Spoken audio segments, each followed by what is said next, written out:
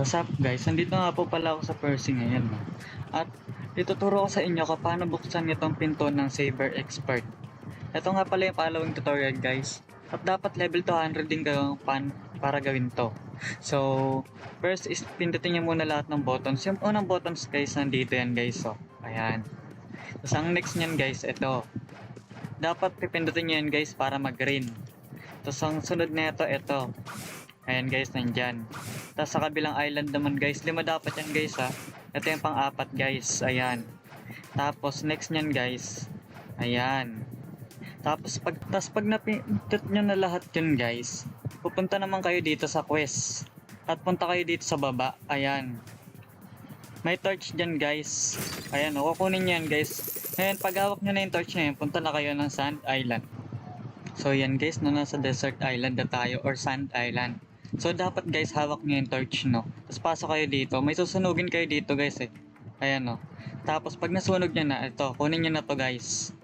Ayan. Tapos ang next nyan guys, pupunta naman kayo ng Snow Island. So yan guys, no? Nasa Snow Island na tayo. At pupunta na kayo dito guys, sa kuweba. So pag hawak nyo na yung cup guys, diba may natulo yan dito. Nasaan na yan? Ayan, pag papatuluin nyo lang ang cup dito guys, dapat may ano na yan, laman na tubig. Ngayon pag may laman na tubig na yan guys, punta naman kayo dito sa taas.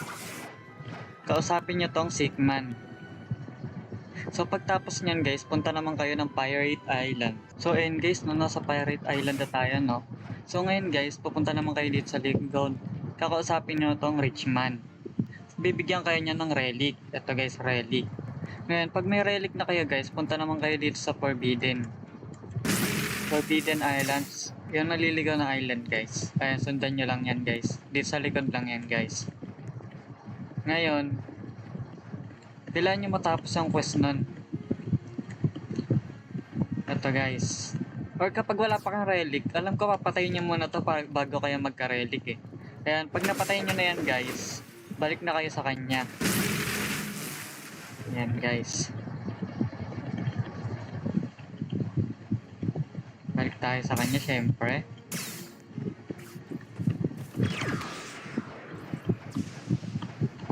Ngayon kakausapin nyo ulit siya guys.